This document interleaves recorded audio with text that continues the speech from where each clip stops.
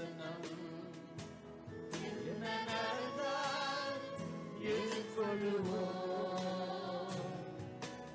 ஒவ்வொரு நாளிலும் நம் தேவன் நம்முடன் சென்று நடத்துவாரே. You know, when we come to the word of the Lord this evening, இந்த மாலை வேளையில கர்த்தருடைய வார்த்தைக்கு நாம் வரும்போது there is a special reason why I asked you to read both the Psalms together, 120 and 121. இந்த நாளில் ஏன் 120 மற்றும் 121வது சங்கீதத்தை நான் வாசிக்க சொன்னேன் என்பதற்கு ஒரு விசேஷித்த காரணம் உண்டு. You know, when you look into the Bible, you know, the Psalms were the first song book of the early church. சங்கீதங்கள் தான் ஆதி சபையினுடைய முதல் பாடல் புத்தகங்களாக இருந்தன. Even today, most of us know many of the songs by heart. இன்றைக்கு கூட अनेक சங்கீதங்கள் நமக்கு மனப்பாடமாக And தெரிந்திருக்கலாம். 121 is one of the most famous songs we ever know and we know by heart. 121வது சங்கீதம் நமக்கு எப்பொழுதுமே மனப்பாடமாக தெரிந்த ஒரு சங்கீதமாக இருக்கும்.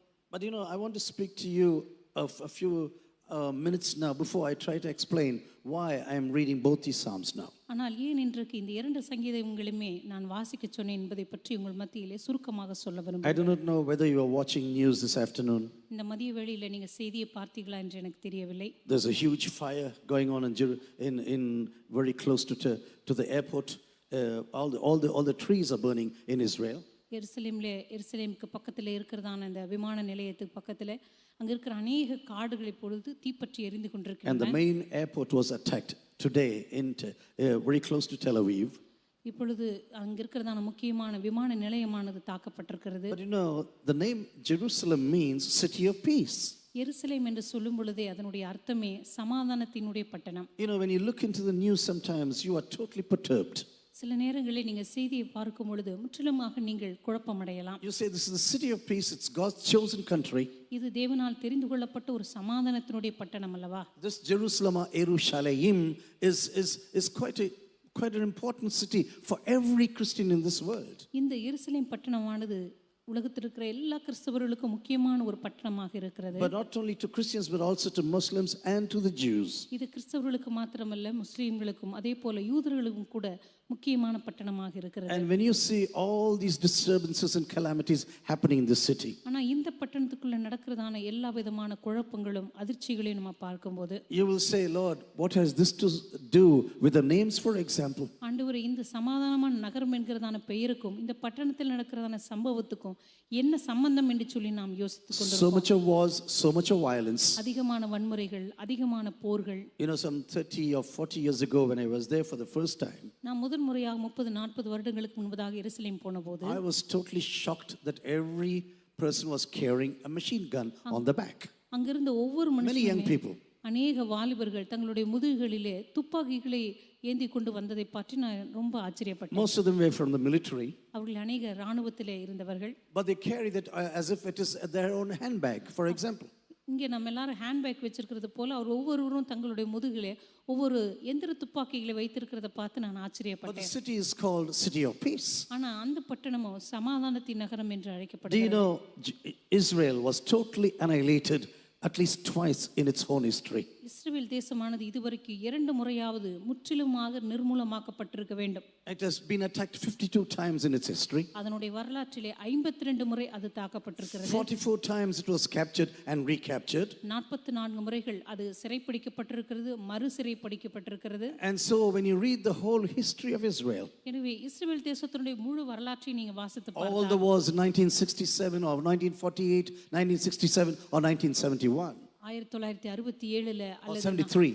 அல்லது 73 44 நடந்த யுத்தங்கள் எல்லாம் பார்க்கும்போது You know, sometimes you ask the Lord, Lord, is this a city of peace? சில நேரங்கள் நம்ம நினைப்போம், ஆண்டவரே இதுதான் சமாதானத்தின் நகரமா? But you know, Israel has three very important feasts, for example. இஸ்ரவேல் தேசத்துல 3 முக்கியமான பண்டிகைகள் உண்டு. First of all, it's the Passover fest, முதலாவது பஸ்கா பண்டிகை, and also the Pentecost, the day of Pentecost, பெந்தெகோஸ்தே பண்டிகை, and also the tents, the festival of tents, for example. அடுத்தது கூடார பண்டிகை. You know, all these three are so important for the Jewish people. இந்த 3 பண்டிகைகளுமே யூதர்களுக்கு மிக மிக முக்கியமான பண்டிகைகள். That every person who's physically able to person, especially men, have to go to these festivals there in Jerusalem. முக்கியமாக ஆண்கள் சரீரத்துல சுகதேகியாய் இருக்கிறவர்கள் ஒவ்வொரு வருஷத்திலும் 3 முறையாவது எருசலேமுக்கு போக வேண்டும். You know, the population of Jerusalem is normally 50,000.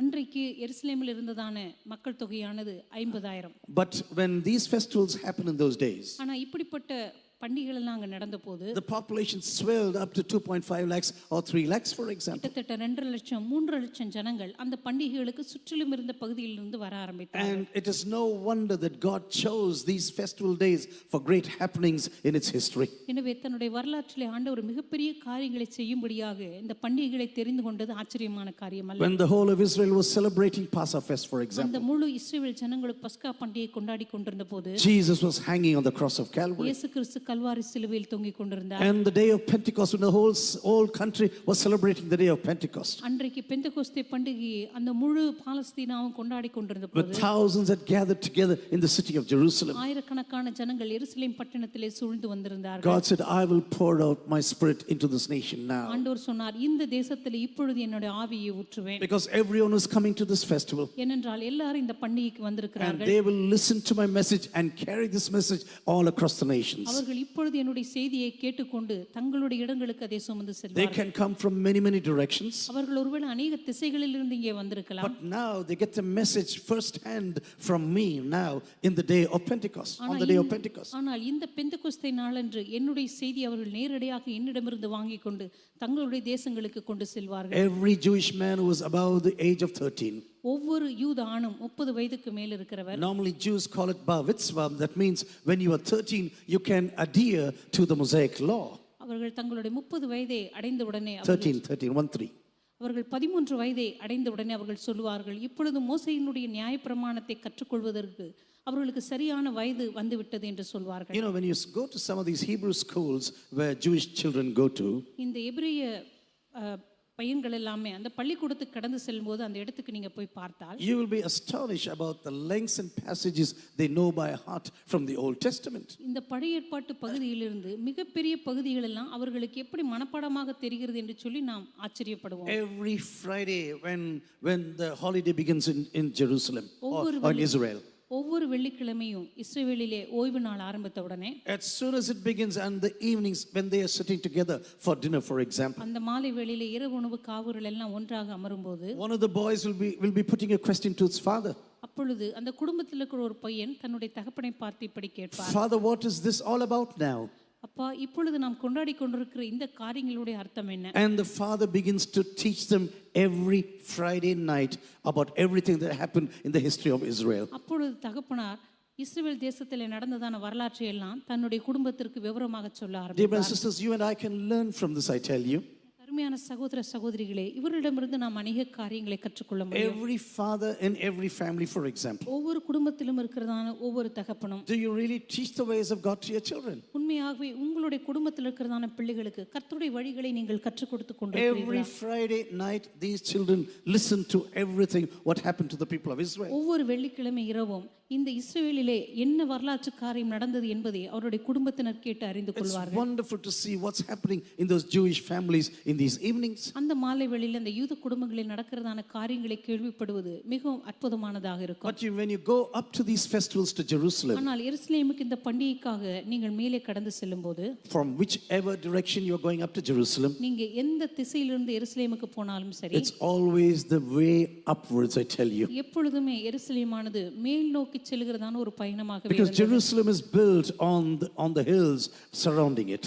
எருசலேமானது மிக உயர்ந்த மலைகளின் மீது கட்டப்பட்டிருந்தது. So from whichever position you go into Jerusalem for your worship, எனவே எருசலேமுக்காக நீங்க கடந்து செல்லும் பொழுது அது மேல் நோக்கி செல்லுகிற ஆராதனையின் இடமாக this is the இருந்தது. reason why in the Bible you read this very often, especially in the English language. இந்த காரணத்தினால் தான் ஆங்கில வேதாகமத்திலே நீங்க வாசித்து பார்க்கும்போது Unfortunately, in the Tamil translation, it has not been done properly. துரதிர்ஷ்டவசமாக தமிழ் மொழிபெயர்ப்பிலே அது மிகச் சரியாக மொழிபெயர்க்கப்படவில்லை. But in the Hebrew Bible and in the English Bible, for example, ஆனா எபிரேயத்திலும் அதே போல ஆங்கில வேதாகமத்திலும் let's go up to Jerusalem. நாம் எருசலேமுக்கு மேலே ஏறி போவோம் வாருங்கள். We go up to Jerusalem. நாம் எருசலேமுக்கு ஏறி போவோம். Because Jerusalem is placed on the range of hills, for example. ஏனென்றால் எருசலேமானது குன்றுகளின் மீது மலைகளின் மீது கட்டப்பட்ட ஒரு நகரம். And so when people want to go to these festivals, எனவே ஜனங்கள் இந்த ஆராதனைக்காக எருசலேமுக்கு போக they start ஆரம்பிக்கும் from their homes with their own caravans.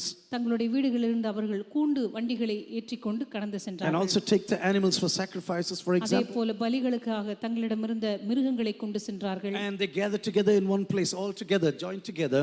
அவங்க எல்லாரும் ஓரிடத்துல வந்து ஒரு கூட்டமாக சேர்ந்து And then they are looking up to Jerusalem right now. அதற்கு பிற்பாடு அவர்கள் எருசலேமை நோக்கி போக They ஆரம்பித்தார்கள். join together and gather together and do the journey now, for example, together. அவர்கள் எல்லாரும் ஒன்றாக இணைந்து ஒரு இடத்துல வந்து அதற்கு பிற்பாடு குழுவாக அவர்கள் எருசலேமுக்கு போக You know, ஆரம்பித்தார்கள். in Psalm 122 it says like this. சங்கீதம் 122 இப்படி நீங்க வாசிக்கலாம். You know, I was so happy I'm going to the temple now. நான் கர்த்தருடைய ஆலயத்துக்கு போவோம் வாருங்கள் என்று சொன்ன பொழுது நான் மகிழ்ச்சி அடைந்தேன். Oh, I was so happy that my feet is standing on the compound of this temple. நான் இந்த எருசலேமுடைய வாசல்களுக்குள்ளே என்னுடைய கால்கள் நிற்பதை பற்றி நான் மிகவும் சந்தோஷப்படுகிறேன். Do you know it was complete passion for the people of Israel to come to the presence of God? இஸ்ரவேல் ஜனங்களுடைய ஆண்டவருடைய சமூகத்துக்கு வரக்கூடிய அந்த வாஞ்சையை பற்றி மிக அதிகமாக இங்கே நாம் You பார்க்கலாம். know, sometimes we may not be able to imagine what was happening in their minds, சில நேரங்களில் அவருடைய மனதில் என்ன நடந்து கொண்டிருந்தது என்று சொல்லி நமக்கு கற்பனை செய்ய கஷ்டமாக but for இருக்கலாம். them it was something very, very important. ஆனா அவர்களை பொறுத்த வரைக்கும் அது மிக மிக முக்கியமான ஒன்றாக இருந்தது. When they said, "Let us go to the temple," I was so filled with happiness. கர்த்தருடைய ஆலயத்துக்கு போவோம் வாருங்கள் என்று எனக்கு அவர்கள் சொன்னபோது மகிழ்ச்சியாக I இருந்தேன். was so happy that my feet is standing on the compound of the temple. இந்த எருசலேமுடைய வாசல்களுக்குள்ளாக என் கால்கள் நிற்பதை குறித்து நான் மிகுந்த மகிழ்ச்சி May அடைகிறேன். I ask you a question this evening? இந்த மாலை வேளையிலே உங்களை பார்த்து நான் ஒரு கேள்வியை Are you கேட்க so முடியுமா? happy when you come to the presence of the Lord on Sundays? ஞாயிற்றுக்கிழமை அன்று நீங்க ஆண்டவருடைய ஆலயத்துக்கு வருவதை பற்றி மிகவும் மகிழ்ச்சி அடைகிறீர்களா? Are you so happy when a Bible study is there in the church? சபையிலே ஒரு வேத பாட கூட்டம் இருக்கிறது என்பதை பற்றி உங்களுக்கு அவ்வளவு மகிழ்ச்சி இருக்கிறதா? Are you so happy when a prayer meeting is happening in the church? சபையிலே ஒரு ஜெப கூட்டம் நடக்கிறது என்பதை பற்றி நீங்கள் மகிழ்ச்சி You அடைகிறீர்களா? know, I was once invited to preach in a Russian Jewish church. ஒருமுறை ஒரு யூத ரஷ்ய சபையிலே நான் பிரசங்கிக்கும்படியாக அழைக்கப்பட்டேன். They're all Christians, but they're former Jews. அவர்கள் எல்லாருமே கிறிஸ்தவர்கள், ஆரம்பத்தில் யூதர்களாக They இருந்தவர்கள். came from Jewish background. அவர்கள் யூத பின்னணியிலிருந்து வந்தவர்கள். I asked the pastor like this during lunchtime. மதிய சாப்பாட்டின் போது அந்த போதகரை பார்த்து இப்படி கேட்டேன், How many services do you have? உங்களுக்கு இங்கே எத்தனை ஆராதனைகள் உண்டு? Every week, how many times do you gather together? ஒவ்வொரு வாரமும் எத்தனை முறை நீங்கள் கூடி வருகிறீர்கள்? I said 7 services. அவர் சொன்னார் 7 ஆராதனைகள். Every day we have a service. ஒவ்வொரு நாளும் எங்களுக்கு ஆராதனை உண்டு. And he said, "Let me take you around in this compound now." நான் இந்த ஆலயத்தை சுற்றிலும் இந்த வளாகத்தை உங்களுக்கு சுற்றி The காண்பிக்கிறேன். church is built in the middle of this society. அந்த சபையானது அந்த ஜனங்கள் குடியிருக்கிறதான பகுதிக்கு நடுவிலே கட்டப்பட்டிருக்கிறது. All the pastors, all the believers have their houses around this church building. எல்லா போதகர்களும் அங்க இருக்கிற எல்லா விசுவாசிகளும் சபையை சுற்றி தான் குடியிருக்கிறார்கள். You know, I was reminded of the tabernacle in the Old Testament. அந்த நாளிலே பழைய ஏற்பாட்டில் இருந்ததான அந்த கர்த்தருடைய ஆசரிப்பு கூடாரத்தை பற்றி தான் நினைவு எனக்கு He வந்தது. said, "We want to be as close as possible to the house of God." ஆண்டவர் சொன்னார், நீங்க எவ்வளவு நெருக்கமாக ஆசரிப்பு கூடாரத்துக்கு பக்கத்தில் இருக்க முடியுமோ And this is the reason why we have built this society like this. இந்த காரணத்தினால் தான் எங்களுடைய சமுதாயத்தை நாங்கள் இப்படி கட்டமைத்திருக்கிறோம். And as these Jews were going up to Jerusalem, for example, அன்றைக்கு அந்த யூதர்கள் எல்லாம் எருசலேமை நோக்கி போன போது they began to sing and they looked up to Jerusalem and they began to sing. அவர்கள் எருசலேமை பார்த்து இப்படி பாடிக்கொண்டே And சென்றார்கள். this is the reason why these psalms from 120 to 134 are called the songs of ascent. இந்த காரணத்தினால் தான் சங்கீதம் 120 லிருந்து 134 வரைக்கும் அது ஆரோகண சங்கீதம் அல்லது உயர்த்தப்படுகிற ஒரு சங்கீதம் என்று சொல்லப்படுகிறது. It's really wonderful if you can go home and really meditate on these 15 psalms, I tell இந்த you. 15 சங்கீதங்களையும் வீட்டுக்கு சென்று நீங்க தியானித்து பாருங்கள். மிகவும் அற்புதமான It சங்கீதங்கள். brings forth so much of happiness and everything what these people were pouring out to God on this journey. இந்த பிரயாணத்தின் போது ஜனங்கள் தங்களுடைய இருதயத்தை எப்படியாக ஆண்டவருடைய சமூகத்தில் ஊற்றினார்கள் என்பதை பற்றி இங்கு மிக தெளிவாக Do சொல்லப்பட்டிருக்கிறது. you know the whole Temple Mount in Jerusalem is just about 37 acres, for example? அங்கிருந்து அந்த முழு ஆலயத்தினுடைய அந்த பரப்பளவு 37 ஏக்கர் மட்டும்தான். And when I was reading all the way, there was Zion, Zion, Zion in the Old Testament, for example. பழைய ஏற்பாட்டிலே சீயோன் சீயோன் என்று அநேக இடங்களிலே நம்ம வாசிக்கிறோம். Before I went to Israel, I thought like this. நான் இஸ்ரவேலுக்கு போவதற்கு முன்பதாக இப்படி யோசித்தேன். I thought Zion will be at least as big as Ponmalay, for example, Golden Rock. இந்த சீயோன் மலை அப்படிங்கிறது ஒருவேளை இந்த பொன்மலை அளவுக்காவது உயரமா இருக்கும் அப்படின்னு நான் நினைச்சிட்டு போனேன். But I tell you, it's just a small hill. ஆனா அது வந்து ஒரு சின்ன குன்று தான். It's only 2,510 feet, for example. அது வந்து 2510 அடி தான். And Jerusalem is 2,575 feet. Jerusalem, Jerusalem 2,575. 2575. And so when you look into Zion, for example, உதாரணமாக நீங்க எருசலேமை நோக்கி பார்க்கும்போது you know, சீயோனை நோக்கி sometimes பார்க்கும்போது people think Zion and Jerusalem are totally different. சில நேரங்களிலே சீயோனும் எருசலேமும் வேறு வேறு என்று சொல்லி அவர்கள் நினைக்கிறார்கள். The first name for Jerusalem was Zion. எருசலேமினுடைய முதற் பெயர் சீயோன் என்பது. And God says about Jerusalem in Zechariah like this, Zechariah chapter 12. ஆண்டவர் எருசலேமை பற்றி இங்கே சகரியா எழுதின அந்த தீர்க்கதரிசன புத்தகம் 12ஆம் அதிகாரத்தில் இப்படி சொல்லுகிறார். Jerusalem is going to be a stumbling block for all the nations in the future. எருசலேமானது சுற்றி இருக்கிற எல்லா ஜனங்களுக்கும் அது ஒரு இடறுதலின் கல்லாக இருக்கும் என்று சொல்லுகிறார். Every nation is going to rise against Jerusalem. எல்லாருமே இந்த எருசலேமுக்கு விரோதமாக தங்களை உயர்த்த And முயற்சிப்பார்கள். Psalm 122 says, pray for the peace of Jerusalem. சங்கீதம் 122ல நம்ம பார்க்கிறோம் எருசலேமுடைய சமாதானத்துக்காக வேண்டிக் கொள்ளுங்கள் You என்று. know, so many Christians are interested about the second coming of the Lord Jesus. எல்லாருமே கர்த்தராக இயேசு கிறிஸ்துவினுடைய இரண்டாம் வருகையை பற்றி மிகவும் சந்தோஷப்பட்டு எதிர்பார்த்து But கொண்டிருக்கிறார்கள். you know, what is happening in Jerusalem is very, very important to notice when it comes to the coming of the Lord Jesus. ஆனால் எருசலேம் என்று சொல்லும்போது கர்த்தராக இயேசு கிறிஸ்துவினுடைய இரண்டாம் வருகையை பற்றி இது மிக மிக முக்கியமான காரியத்தை நமக்கு சொல்லுகிறதா What is happening in the church of Jesus is very important for the coming of the Lord Jesus. கர்த்தராக இயேசு கிறிஸ்துவினுடைய இரண்டாம் வருகையை பற்றியும் இந்த எருசலேமை பற்றியும் மிகுந்த சம்பந்தம் உண்டு. What is happening in the skies, for example, is very important to know about some signs about the coming of the Lord Jesus. உதாரணமாக கர்த்தராக இயேசு கிறிஸ்துவினுடைய வருகைக்கும் ஆகாயத்தில் நடக்கிறதான சம்பவங்களுக்கும் சம்பந்தம் இருக்கிறது. You know, Jerusalem will be a stumbling block for all the nations. எருசலேம் நிச்சயமாகவே எல்லா தேசங்களுக்கும் ஒரு இடத்திற்கு ஏதுவான கல்லாக இருக்கும். It will be a heavy stone for all the peoples of this world. சுற்றி இருக்கிற எல்லா ஜனங்களுக்கும் அது ஒரு இடத்திற்கு ஏதுவான கண்மலையா இருக்கும். Today maybe some nations are supporting Israel. ஒருவேளை இன்றைக்கு ஒரு சில தேசங்கள் இஸ்ரவேல் தேசத்தை But அவைகள் the day will ஒத்துக்கொள்கின்றன. come but Israel has to cry out to God for redemption and salvation. ஆனால் ஒரு நாள் அந்த தேசங்களும் இஸ்ரவேல் தேசத்தை நோக்கி தங்களுடைய மீட்புக்காக கெஞ்ச You போகின்றன. know, this whole world one day will turn against Jerusalem. இந்த முழு உலகம் ஒரு நாள் எருசலேமுக்கு விரோதமாக எழும்பும். This missile that hit Tel Aviv airport just a few hours ago, இப்பொழுது ஒரு சில மணி நேரங்களுக்கு முன்பாக தாக்கப்பட்டதான அந்த எருசலேம் பட்டணத்தினுடைய விமான நிலையம், and this missile probably came from Iran. இது ஒருவேளை இங்க தாக்கப்பட்டதான அந்த போர் விமானமானது ஈரானிலிருந்து வந்திருக்க வேண்டும். That's what the newspapers say. இப்படித்தான் செய்தித்தாள்கள் சொல்கின்றன. But it doesn't surprise me at all. ஆனா இது எனக்கு ஆச்சரியமாக இருக்கவில்லை. Because one day every nation will be against Israel. நிச்சயமாகவே ஒரு நாள் எல்லா தேசங்களுமே எருசலேமுக்கு விரோதமாக எழும்ப And this is போகிறது. the reason why we have to pray for the peace of Jerusalem. இந்த காரணத்தினால் தான் எருசலேமுடைய சமாதானத்துக்காக நாம் வேண்டிக் கொள்ள வேண்டும். Recently, 2 of my co-workers called me and said, we want to go to Israel.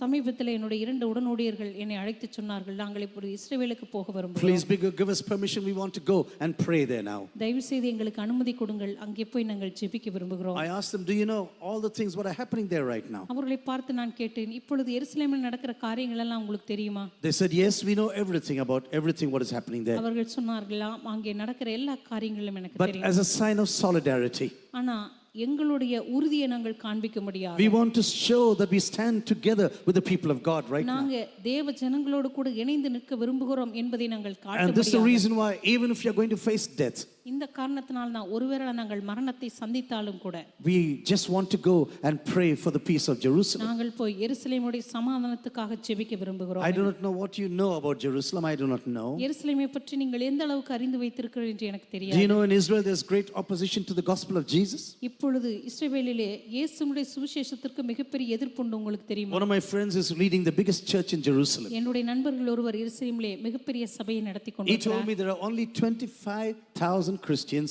in the whole of the nation. அவர் சொன்னார், அந்த முழு தேசத்திலேயுமே 25,000 ஜனங்கள் மாத்திரம்தான் கிறிஸ்தவர்களாக இருக்கிறார்கள். They do not want conversions in this country. அவர்களுக்கு அந்த தேசத்தில் எந்த ஒரு மதமாற்றம் நடக்கக்கூடாது என்று They நினைக்கிறார்கள். even wanted to pass a bill against conversions. இங்கே ஜனங்கள் கிறிஸ்தவர்களாக மாறுவதற்கு தடைச்சட்டம் கொண்டு வர வேண்டும் என்று கூட நினைக்கிறார்கள். But somehow this bill failed, but this is what was tried.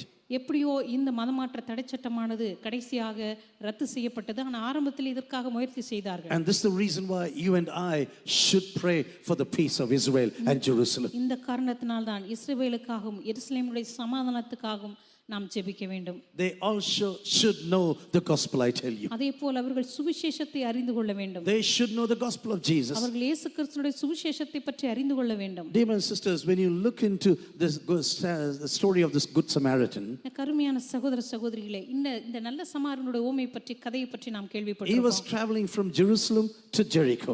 இந்த மனுஷன் எருசலேமிலிருந்து எரிகோவுக்கு பிரயாணப்பட்டு போனான். Jerusalem is about 2,500 feet above sea level. இந்த எருசலேமானது கடல் மட்டத்திலிருந்து 2000 அடி உயரத்தில் இருந்தது. And Jericho is 1,000 feet below sea level.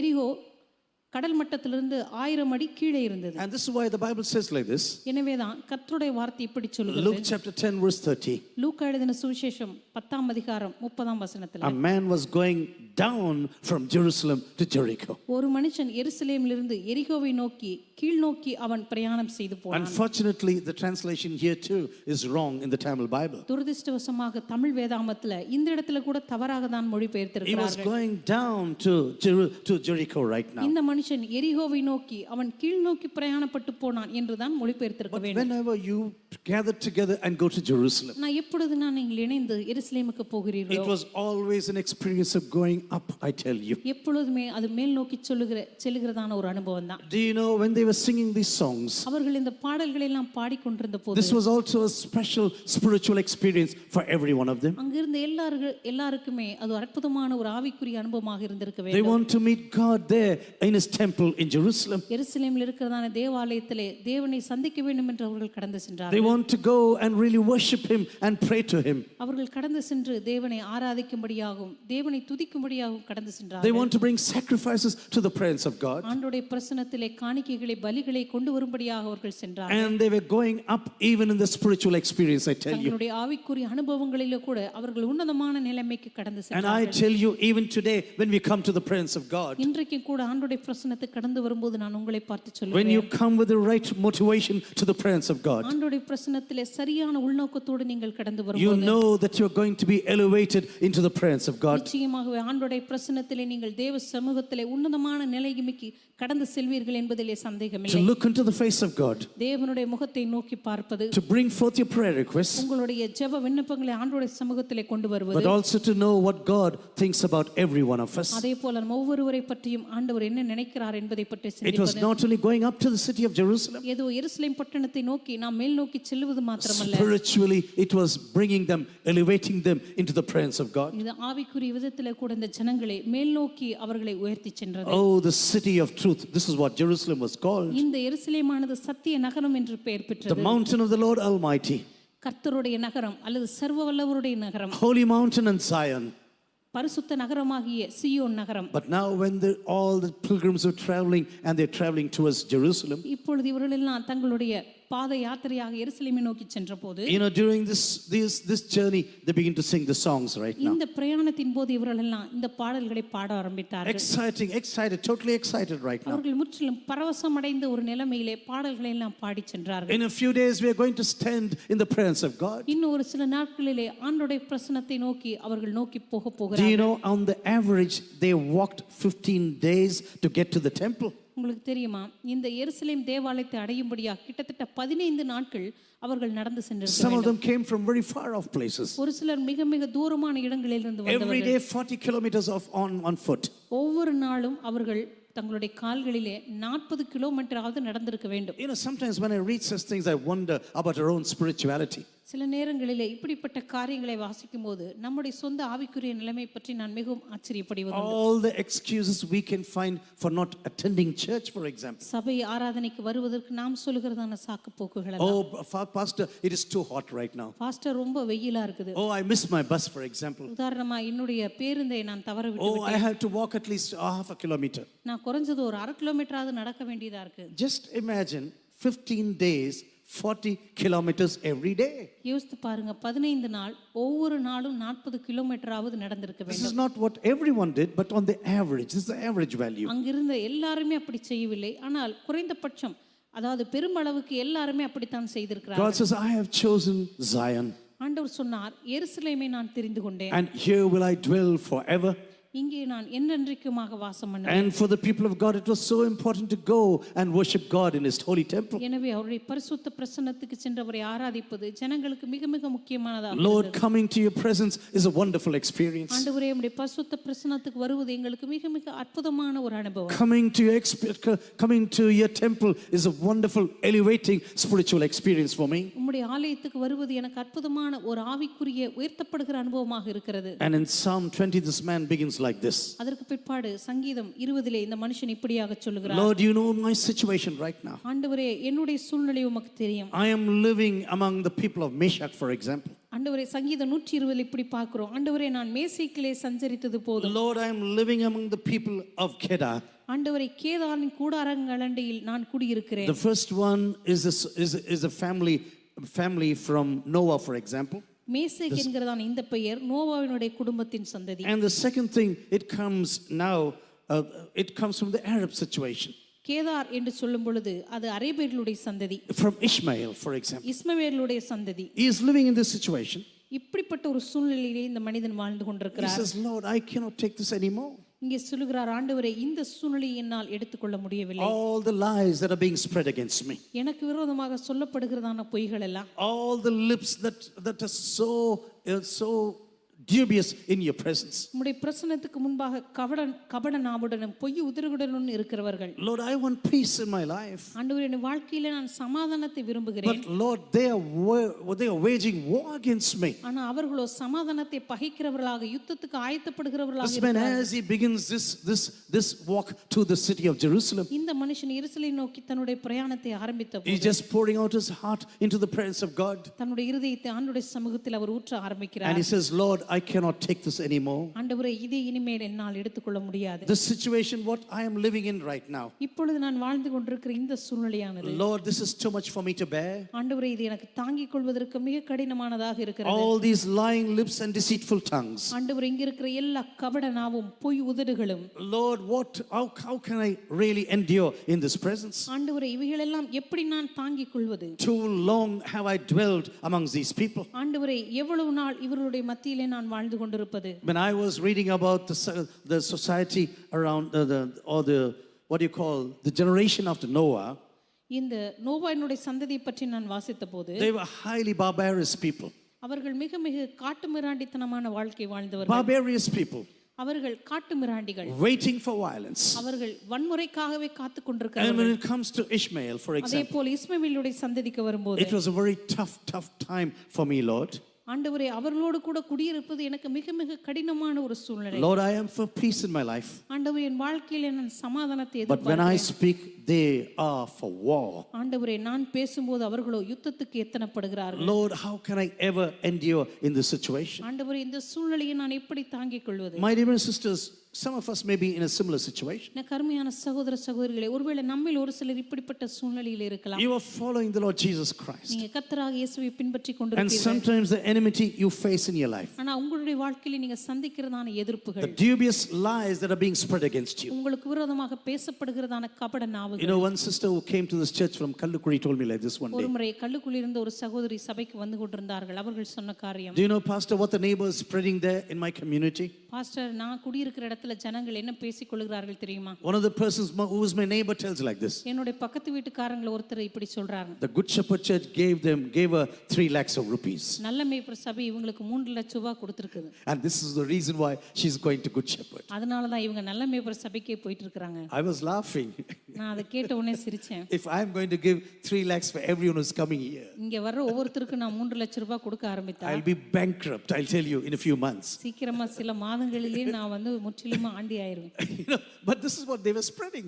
ஆனா இதைத்தான் அங்க பரப்பிட்டு இருக்காங்க. Sometimes when you want to follow Jesus, சில நேரங்களில் இயேசுவை பின்பற்ற நீங்கள் ஆரம்பிக்கும் போது the opposition you face suddenly. நீங்க எதிர்கொள்ளுகிறதான அந்த திடீர் எதிர்ப்புகள், Hey, what are you doing now anew in your life? உன் வாழ்க்கையில இப்ப என்ன புதுசா கண்டுட்ட? We are also Christians for many hundreds of years. நாங்களும் கூட எத்தனையோ 100 வருஷமா கிறிஸ்தவங்களா இருக்கிறோம். Our family has a great Christian tradition. நம்முடைய குடும்பத்துல மிகப்பெரிய கிறிஸ்தவ பாரம்பரியம் இருக்கு. And so why do you go to this church right now? எனவே எதுக்காக நீ இப்ப இந்த சபைக்கு போணும்? Why do you get baptized by immersion, for example? எதுக்காக நீ போய் மூழ்கி ஞானஸ்நானம் எடுத்த? Was not the child baptism in our church enough for you? ஏன் நம்ம சபையில நீ எடுத்த குழந்தை ஞானஸ்நானம் போதாதா? Why should you go for immersion baptism? ஏன் இப்ப போய் நீ வந்து மூழ்கி ஞானஸ்நானம் பெற்றுக்கொள்ளணும்? You know, one of the girls wrote to the father like this. ஒரு முறை ஒரு பெண் தன்னுடைய தகப்பனாருக்கு இப்படி எழுதினார். Papa, all the life you told me I have to follow God. அப்பா நீங்க எப்பவுமே சொன்னீங்க என் வாழ்க்கையில நான் ஆண்டவரை பின்பற்றணும். And so this is what I'm going to do now. அதனால இப்ப நான் அதை தான் செய்ய போறேன். I'm going to take water baptism by immersion in India. நான் இந்திய தேசத்துல தண்ணீர் ஞானஸ்நானம் மூழ்கி எடுக்க போறேன். He was so furious. அவருக்கு அவ்வளவு கோபம் வந்துச்சு. He was so furious. அவருக்கு பயங்கர கடுங்கோபம் வந்தது. He said, I have an important position in my church. அவர் சொன்னாரு என் சபையில நம்ம சபையில எனக்கு ஒரு முக்கியமான ஒரு பதவி If you are going to do this in your life, நீ ஒருவேளை இந்த காரியத்தை செய்தா you will be thrown out of the church forever. நம்ம சபையிலிருந்து உன்னை நிரந்தரமா தூக்கி எறிஞ்சிருவாங்க. Be careful how you are going to decide. நீ எப்படி முடிவு செய்ய போறன்றதை நீ தான் It's தீர்மானிக்கணும். quite a long story.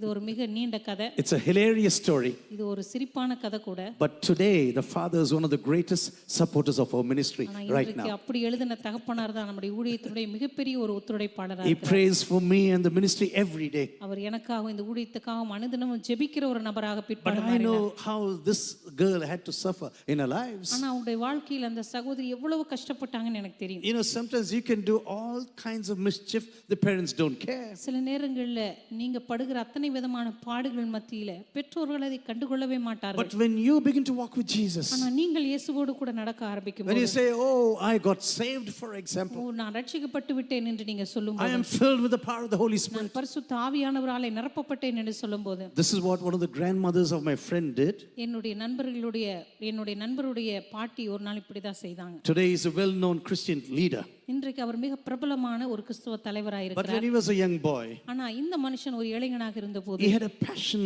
for the presence of God. இந்த மனுஷனுக்கு தேவ பிரசன்னத்தை குறித்து மிகப்பெரிய ஒரு வாஞ்சை இருந்தது. You know, God doesn't touch you without the passion of your heart.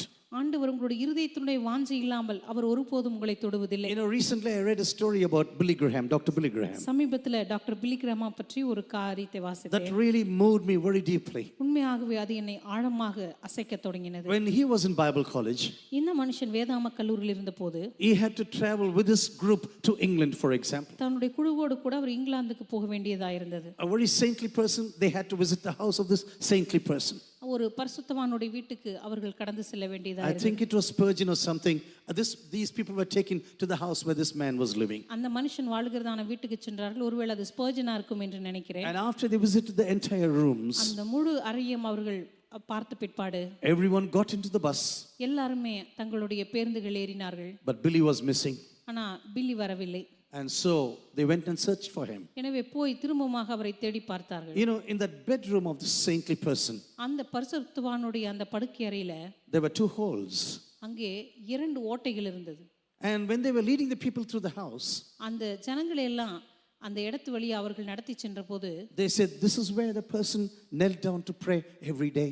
இந்த மனுஷன் ஒவ்வொரு நாளும் இந்த இடத்துல தான் முழங்கால் படியிட்டு ஜெபித்தார் என்று சொன்னார்கள். For years together, he prayed here. மணிக்கணக்காக இந்த இடத்துல தான் வருஷக்கணக்காக ஜெபித்துக் கொண்டிருந்தார். Billy Graham was hearing everything. Billy Graham எல்லாவற்றையும் கேட்டுக்கொண்டிருந்தார். And after everyone went back to the bus, எல்லாரும் தங்களுடைய பேருந்துக்கு போன உடனே he came back and knelt down on the same place. அதே இடத்துல வந்து அந்த பில்லி முழங்கால் படியிட்டார். And he began to pray, Lord, I need this anointing. அவர் சொன்னார், ஆண்டவரே இந்த அபிஷேகம் எனக்கும் வேண்டும். The anointing of this man I need in my life. இந்த மனுஷனுடைய அபிஷேகம் எனக்கும் வேண்டும் ஆண்டவரே என்று ஜெபிக்க It's ஆரம்பித்தார். no wonder that this man was so powerfully used to bring crores of people to salvation. இந்த மனுஷன் பிற்பாடு கோடிக்கணக்கான ஜனங்களை ஆண்டவரிடத்தில் நடத்தினாரே, அதுல எந்த ஆச்சரியமும் நமக்கு It's not about the stage, it's not about the mic, I ஏதோ tell you. அவருக்கு இருந்த மைக்கோ அல்லது அவருக்கு இருந்த மேடையோ அல்ல. It's all about the presence of God upon your life. ஆண்டவருடைய பிரசன்னம், நம்முடைய வாழ்க்கை மேல் இருந்த தேவ பிரசன்னம் தான் இதற்கெல்லாம் The காரணம். presence of God upon the life of this one single person brought crows into the camp of Jesus. இந்த ஒரு மனுஷனுடைய வாழ்க்கையின் மீது இருந்ததான் அந்த அபிஷேகமானது ஊழியமானது கோடிக்கணக்கான ஜனங்களை ஆண்டவருடைய ராஜ்யத்துக்கு நேராக நடத்தினது. Sometimes we can face persecutions. சில நேரங்கள் நம்முடைய வாழ்க்கையில சில உபத்திரவங்களை சந்திப்போம். Jesus said, I have been persecuted without any reason. ஆண்டவர் சொன்னார், காரணம் இல்லாமல் என்னை பகைக்கிறார்கள். This can happen to you. இது உங்களுக்கும் நடக்கலாம். This can happen to anyone who is following Jesus. இயேசுவை பின்பற்றுகிற எவருக்கும் இது நடக்க The முடியும். saintly person, this grandmother, gave him a brand new, excellent car, for நான் example. சொன்ன அந்த மிக பயபக்திக்குரிய அந்த இளைஞனுடைய பாட்டி அவருக்கு ஒரு நல்ல காரை கொடுத்திருந்தார்கள். She was so proud about him. அதை பற்றி அந்த மனுஷனுக்கு ரொம்ப பெருமை. You are the first person from our family who goes to a Bible college. அப்போ அவங்க சொன்னாங்க, நம்முடைய குடும்பத்திலே முதல் முறையா வேதாகம கல்லூரிக்கு போறது நீதான் என்று And சொன்னார்கள். I want to give you this car, for example. அதனால இந்த காரை நான் உனக்கு கொடுக்க விரும்புறேன்னு அவங்களோட பாட்டி சொன்னாங்க. And one day he came back home and told like this. ஒரு நாள் அந்த மனுஷன் தன்னுடைய வீட்டுக்கு வந்து இப்படி சொன்னார், I had a wonderful experience with the power of the Holy Spirit. எனக்கு பரிசுத்த ஆவியானவருடைய வல்லமையான ஒரு தொடுதலை நான் அனுபவித்தேன். God began to fill me with the power of the Holy Spirit. ஆண்டவர் என்னை பரிசுத்த ஆவியானவருடைய வல்லமையினாலே என்னை தொட்டார் என்று சொன்னார். He was laughing and telling his whole story. அவர் மிகுந்த சந்தோஷத்தோடு சிரித்துக்கொண்டு தன்னுடைய சாட்சியை வீட்டில் சொன்னார். And last his grandmother called him. கடைசியாக அவருடைய பாட்டி அவரை அழைத்து, We thought you will be a great leader in our church denomination. நாங்க நினைச்சோம் நம்முடைய சபையில இருக்கிற இந்த சபையில நம்ம ஏற்கனவே போய் கொண்டிருக்க இந்த சபையில நீ மிகப்பெரிய ஒரு ஆவிக்குரிய தலைவனாவா என்று நினைத்தோம். But all what you are speaking about now ஆனா இப்ப நீ பேசுற கதையெல்லாம் has nothing to do with our church.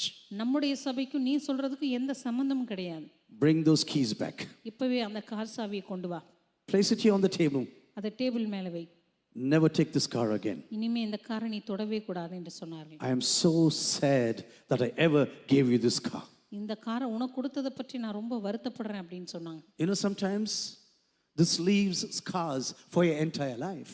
உங்களுக்கு தெரியுமா, சில நேரங்கள் இப்படிப்பட்ட காரியங்கள், ஒருவேளை காரை போன்ற காரியங்கள் உங்க வாழ்க்கையை விட்டு முற்றிலுமாய் போக முடியும். You love your grandmother with all of your heart. ஒருவேளை முழு மனசோடு கூட உங்க பாட்டியை நேசிச்சிருப்பீங்க. Maybe your parents or everything what you have.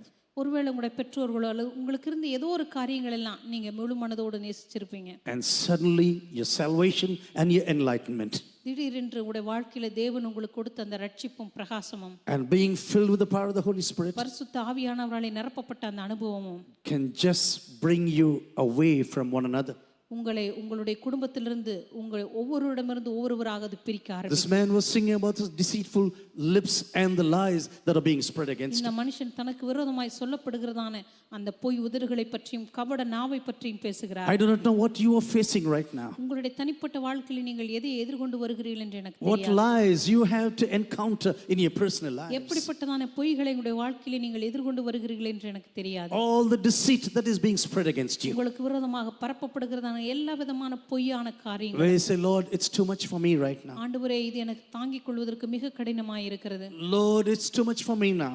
ஆண்டவரே, இதை தாங்கிக் கொள்வதற்கு எனக்கு மிக கடினமாய் They இருக்கிறது. have exchanged the truth about God for a lie and worshipped and served the creature, then the creator.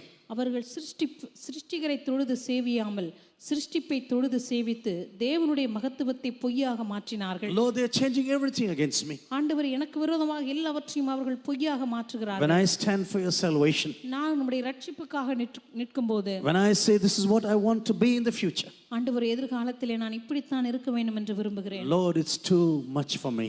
ஆண்டவர், இது எனக்கு தாங்கிக் கொள்வதற்கு மிகவும் கடினமானதாக When you இருக்கிறது. go down the psalm, you will see this.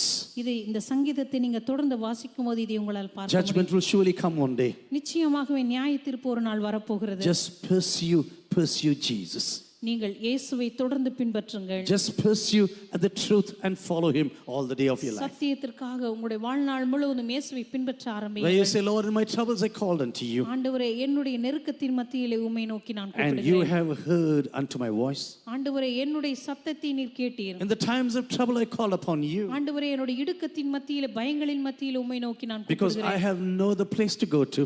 ஏனென்றால் நான் செல்வதற்கு வேறு எந்த இடமும் இல்லை. Lord, this is the only place where I can come to in the times of tribulations. ஆண்டவரே, என்னுடைய வாழ்க்கையினுடைய இடுக்கத்தின் மத்தியிலே நான் வரக்கூடிய ஒரே ஒரு இடம் இது மாத்திரமே. You know, in those days, people really thought like this. அந்த நாட்களில் ஜனங்கள் உண்மையாகவே இப்படி நினைத்தார்கள். Maybe even today there are people like that. இன்றைக்கு கூட அநேக ஜனங்கள் இப்படி நினைப்பதுண்டு. The higher the temple, the closer you are to God. எந்த அளவுக்கு அந்த ஆலயமானது உயரமாய் இருக்கிறதோ அந்த அளவுக்கு நீங்கள் தேவனுக்கு அருகாமையில் செல்லுகிறீர்கள். When you go up to a mountain, you are closer to God, for example. நீங்கள் மலைகளுக்கு செல்லும் பொழுது தேவனுக்கு அருகாமையில் செல்லுகிறீர்கள். You know, this is what the people were thinking in those days. அந்த நாட்களில் ஜனங்கள் இப்படித்தான் நம்பினார்கள். Oh, my prayers will be heard very easily because I am getting closer to God right now. நான் தேவனுக்கு அருகாமையில் செல்லும் பொழுது என்னுடைய ஜெபங்கள் எல்லாம் மிக சீக்கிரமாக கேட்கப்படும். But when you look into Psalm 122, really, ஆனால் சங்கீதம் 122 நீங்கள் உண்மையாக பார்க்கும்போது this should be translated like this. அந்த சங்கீதமானது இப்படியாக I மொழிபெயர்க்கப்பட்டிருக்கிறது. lift up my eyes to the hills. சங்கீதம் 121 நான் பர்வதங்களை நோக்கி பார்க்கிறேன். From whence does my help come from? எந்த இடத்திலிருந்து எனக்கு ஒத்தாசை வருகிறது? My help comes from the Lord who made heaven and earth. வானத்தையும் பூமியை உண்டாக்கின கர்த்தரிடத்திலிருந்து எனக்கு ஒத்தாசை வருகிறது. This is the translation of the Revised Standard Version, which I'm quoting to you right now. நான் ரிவைஸ் ஸ்டாண்டர்ட் வெர்ஷன் என்கிறதான அந்த மொழிபெயர்ப்பிலிருந்து உங்களுக்கு வாசித்திருக்கிறேன். Any of you are using the English version, நீங்க யாராவது ஆங்கில மொழிபெயர்ப்பை பயன்படுத்தி கொண்டிருந்தால் I will always recommend RSV. நான் எப்பொழுதுமே உங்களுக்கு RSV மொழிபெயர்ப்பை சிபாரிசு செய்கிறேன். I lift up my eyes to the hills. நான் பர்வதங்களை நோக்கி என்னுடைய கண்களை ஏறெடுக்கிறேன். From whence does my help come from? எந்த இடத்திலிருந்து எனக்கு ஒத்தாசை வருகிறது? My help comes from the Lord who made heaven and earth. வானத்தையும் பூமியை உண்டாக்கின கர்த்தரிடத்திலிருந்து எனக்கு உதவி வருகிறது. Because they knew as they come nearer to Jerusalem, ஏனென்றால் அவர்கள் எருசலேமுக்கு அருகாமையில் வரும்போது the whole of Jerusalem is filled with idols and also people of places of worship for those idols.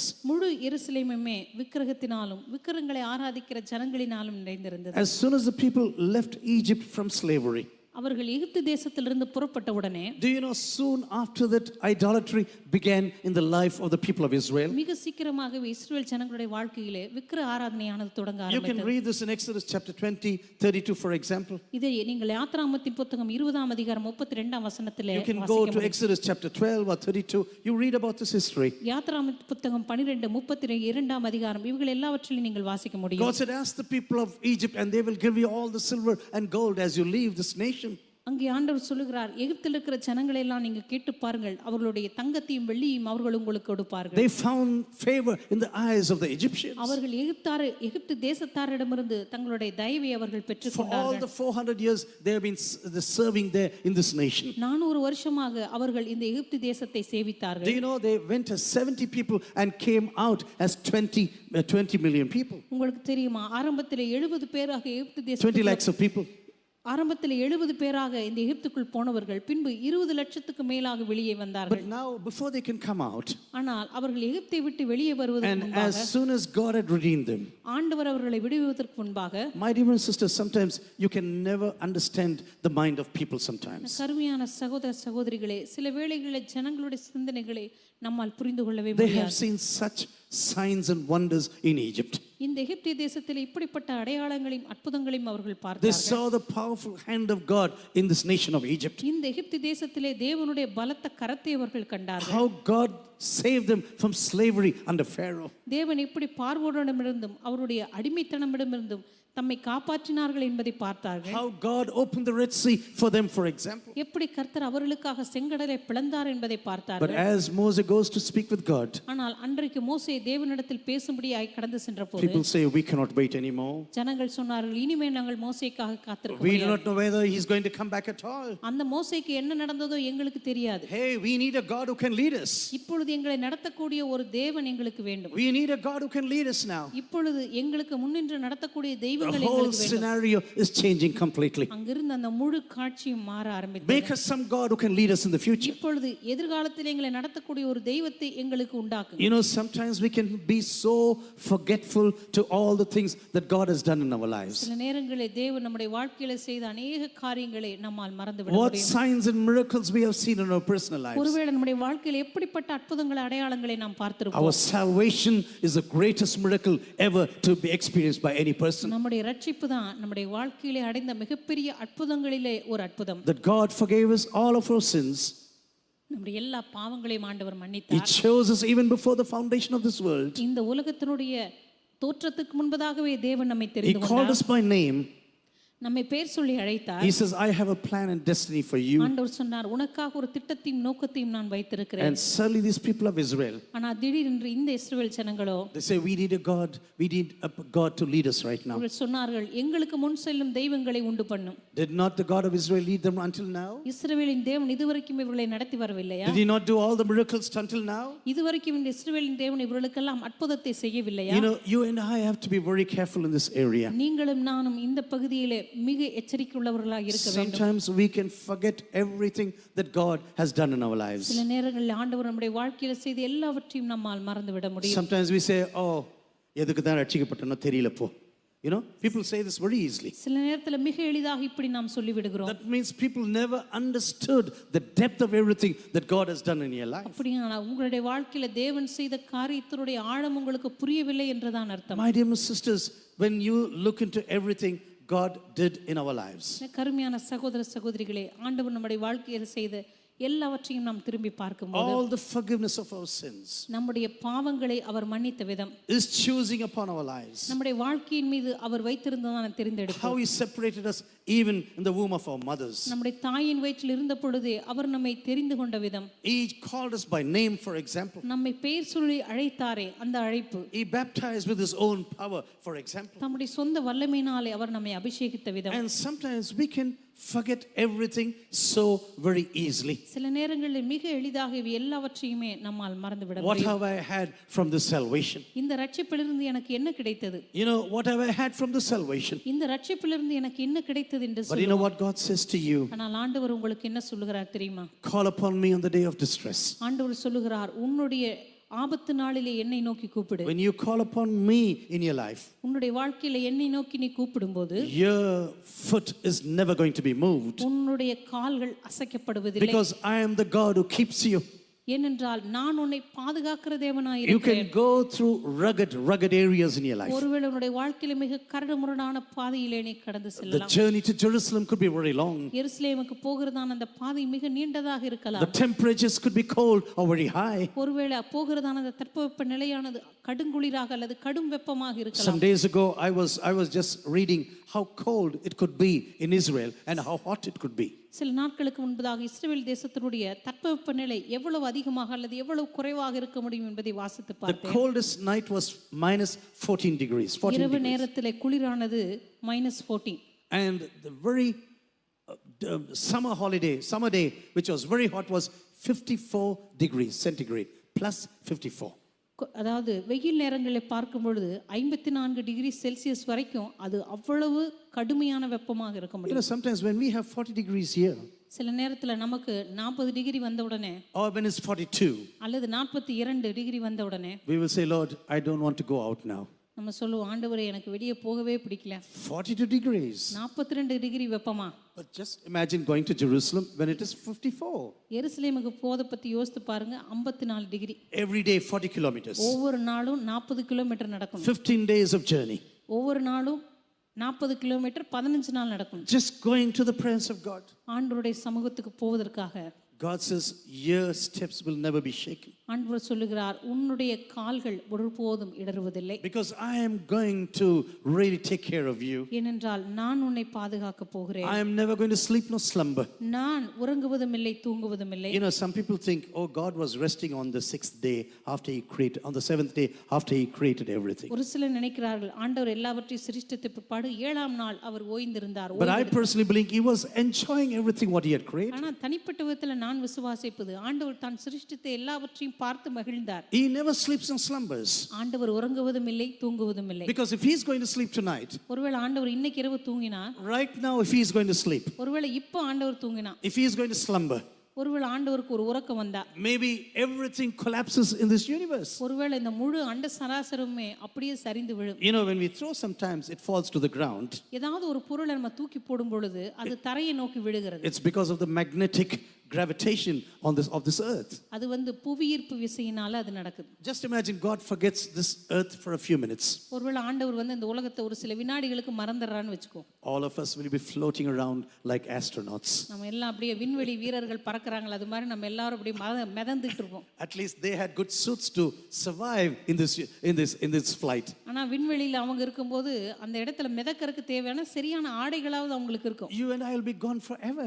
நீங்களும் நான் அவ்வளவுதான் நிரந்தரமா போயிடுவோம். You know, when scientists are sitting like this, ஒரு விஞ்ஞானி இப்படி எழுதி இருக்கிறார். if the sun really comes a little closer to this planet, சூரியன் மட்டும் கொஞ்சம் பூமிக்கு பக்கத்துல வந்தா, and the inclination of the earth is going to change, ஒருவேளை இந்த பூமியினுடைய அந்த சாய்வு இன்னும் கொஞ்சம் சாஞ்சா, every one of us finished. நம்ம எல்லாருமே அவ்வளவுதான். Everyone is finished. நம்ம எல்லாருமே அந்த நேரமே முடிந்து விடுவோம். You know, our God never sleeps nor slumbers. நம்முடைய தேவன் உறங்குவதும் இல்லை தூங்குவதும் இல்லை. Every time he's watching over you. ஒவ்வொரு முறையும் அவர் உங்களை பார்த்து கொண்டே இருக்கிறார். You may not be watching over him. ஒருவேளை நீங்க அவரை கவனித்துக் கொண்டே இருக்க Even in மாட்டீர்கள். times where you did not care about God. சில நேரங்களிலே நாம் ஆண்டவரை பற்றி கவலைப்படாது இருக்கும்போது கூட, Even at times where you were running away from God. சில நேரங்களிலே ஆண்டவரிடமிருந்து நாம் தூர செல்லும்போது கூட, God says, I will never take my eyes away from you. ஆண்டவர் சொல்லுவார், உன்னிடமிருந்து என்னுடைய கண்களை நான் விலக்குவதே இல்லை. You know, when our son was very small, Daniel was very small. எங்களுடைய மகன் டனிலோ மிக சிறுவனாக இருந்தபோது, We used to take him to a big field to play with other children. மற்ற பிள்ளைகளோடு கூட விளையாடும்படியாக ஒரு வயல் நிலத்துக்கு நாங்கள் கூட்டிச் செல்வோம். There'll be hundreds of children there. அங்க நூற்றுக்கணக்கான பிள்ளைகள் விளையாடி கொண்டிருப்பார்கள். But my eyes are always fixed on Danilo. ஆனா என் கண்ணு எப்பவுமே டனிலோவை தான் பார்த்துக்கிட்டே இருக்கும். There could be hundreds of children there. அங்க ஒருவேளை நூற்றுக்கணக்கான பிள்ளைகள் விளையாடுவார்கள். But my eyes will never move away from him. ஆனா என் கண்ணு அவனை விட்டு நான் எடுக்கவே மாட்டேன். With whom is he playing? யாரு கூட அவன் விளையாடுறான்? In which danger can he put himself into? அவன் ஏதாவது அபாயமான இடத்துல போய் விளையாடுறானா? Sometimes he'll be suddenly climbing up a tree. சில நேரத்துல பார்த்தா மரத்து மேல ஏறுவான். I don't say, I have to sleep now, Danilo, have your time now. நான் சொல்ல மாட்டேன், எனக்கு இப்போ கொஞ்ச நேரம் தூங்க நேரம் கிடைக்குது, நீ விளையாடுன்னு சொல்ல Do மாட்டேன். you know our Heavenly Father is watching over you every second of your life? நம்முடைய பரலோக தகப்பன் நம்முடைய வாழ்க்கையினுடைய ஒவ்வொரு வினாடியும் நம்மை பார்த்து கொண்டே தான் He இருக்கிறார். never sleeps nor slumbers. அவர் உறங்குவதும் இல்லை தூங்குவதும் இல்லை. The way of your world, of your life could be very rough. ஒருவேளை உங்களுடைய வாழ்க்கையினுடைய பாதையானது மிக கரடு முரடானதாக இருக்க முடியும். It could be hilly or full of slopes and also full of holes, for example. ஒருவேளை அது மிகவும் மலைப்பாங்கானதாக இருக்கலாம், மிகவும் தாழ்வான பள்ளத்தாக்கா இருக்கலாம், அல்லது அங்கங்கே ஓட்டைகள் நிறைந்ததாக It இருக்கலாம். could be totally slippery. ஒருவேளை அது வழுக்கை நிறைந்ததாக இருக்கலாம். But God says, no, I keep my eyes upon you. ஆனா ஆண்டவர் சொல்லுகிறார், நீ எப்படிப்பட்ட பாதையில கடந்து சென்றாலும் என்னுடைய கண்களை உன் மீது நான் Even at பதித்திருக்கிறேன். times you totally forget about me. சில நேரங்களில் நீ என்னை பற்றி முற்றிலுமாக மறந்து போனாலும் கூட, Even at times where you run away from me, சில நேரங்களில் என்னை விட்டு நீ தூர ஓடி போனாலும், I always am with you. நான் எப்பொழுதுமே உன்னுடன் கூடவே இருப்பேன். My dear sisters, if God is going to sleep or slumber in our lives, கருமையான சகோதர சகோதரிகளே, நம்முடைய தேவன் உறங்குவதும் இல்லை தூங்குவதும் இல்லை. if He is going to do this, we are finished forever, I tell you. அப்படி ஆண்டவர் செய்தால் நாம் நிரந்தரமாக இந்த உலகத்தை விட்டு போய்விடுவோம். And when you look into Psalm 122, சங்கீதம் 122 நாம் பார்க்கும்போது, I've never noticed this before, but this time I noticed this. இதற்கு முன்பாக இதை நான் பார்த்ததில்லை, ஆனால் இந்த முறை இதை நான் பார்த்தேன். This word keep or keeper. அதாவது தேவன் நம்மை காப்பார் என்கிறதான இந்த பகுதி. He who keeps you will not slumber. உன்னை காக்கிறவர் உறங்கார். He who keeps Israel will neither slumber nor sleep. இஸ்ரவேலை காக்கிறவர் உறங்குவதும் இல்லை தூங்குவதும் இல்லை. The Lord is your keeper.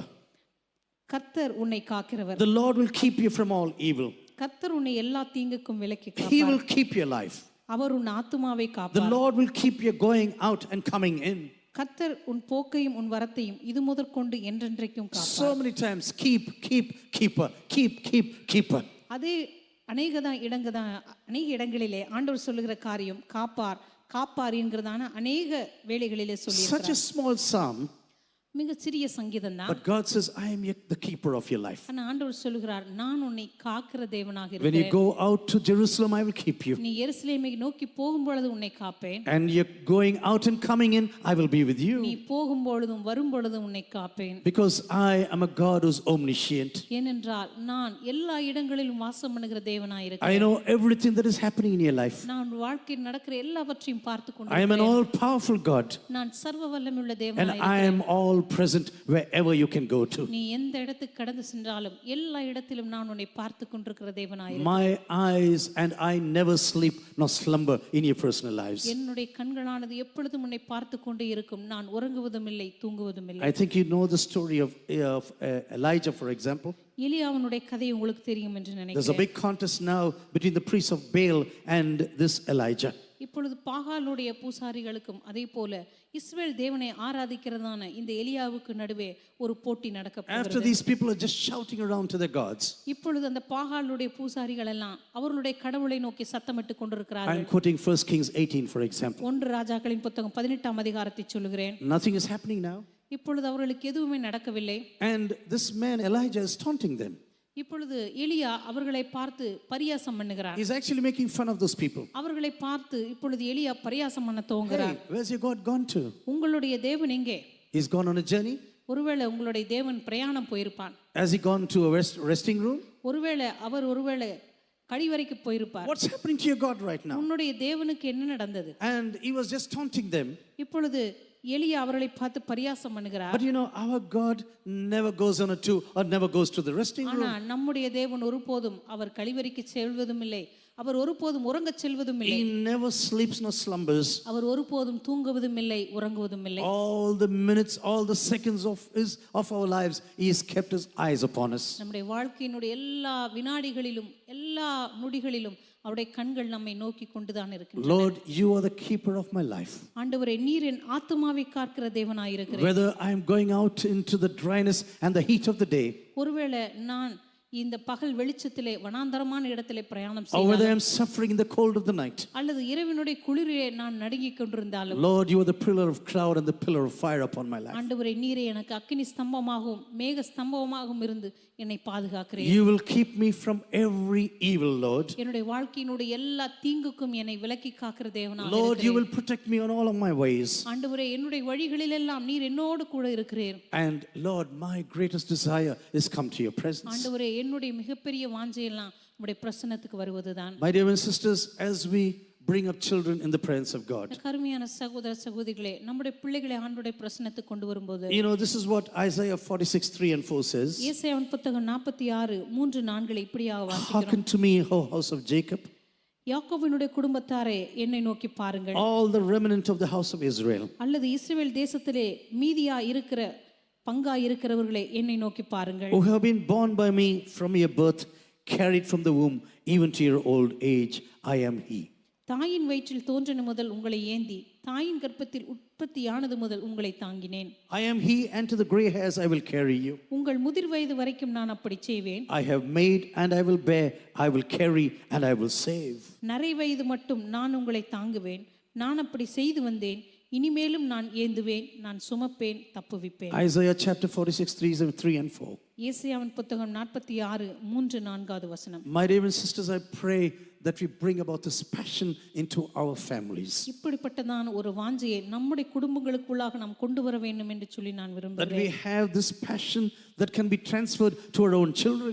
நம்முடைய பிள்ளைகளுக்குள்ளாக வருகிறதான ஒரு வாஞ்சையை நாம் தான் கொண்டு வர வேண்டும். This passion for Jesus and His kingdom. இயேசுவுக்காகவும் அவருடைய ராஜ்யத்துக்காகவும் நாம் அளிக்கிறதான அந்த வாஞ்சை, The passion to come to the presence of God. ஆண்டவருடைய பிரசன்னத்துக்கு வர வேண்டும் என்கிறதான மிகப்பெரிய ஒரு The பேராவல். passion to preach the gospel to unsaved people. ஆண்டவருடைய சுவிசேஷத்தை ரட்சிக்கப்படாத ஜனங்களுக்கு சொல்ல வேண்டும் என்கிறதான ஒரு மிகப்பெரிய ஒரு வாஞ்சை. That it is totally infectious to everyone in our own families. நம்முடைய குடும்பத்தில் இருக்கிற ஒவ்வொருவருக்கும் அந்த விருப்பமானது பற்றி பிடிக்கும்படியாக God says, all your going out and coming ins, I will bless now. ஆண்டவர் சொல்லுகிறார், உன் போக்கையும் உன் வரத்தையும் இது முதற்கொண்டு என்றென்றைக்கும் காப்பேன். Whether you come out of your homes or go back to your homes. ஒருவேளை உங்க வீடுகளிலிருந்து நீங்க வெளியே வரும்போதும் சரி, அல்லது உங்க வீடுகளுக்கு நீங்க திரும்பி போகும்போதும் சரி, Whether you go to your office or come back from your office. ஒருவேளை உங்களுடைய அலுவலகத்துக்கு போகும்போதும் சரி, திரும்பி வரும்போதும் சரி, God says, I am the one who is always taking care of you. ஆண்டவர் சொல்லுகிறார், நான் தான் உங்களை எப்பொழுதுமே பொறுப்பெடுத்துக் கொள்கிற தேவனாய் Not இருக்கிறேன். for 1 or 2 days. ஏதோ 1-2 நாட்களுக்கு மாத்திரமல்ல, No,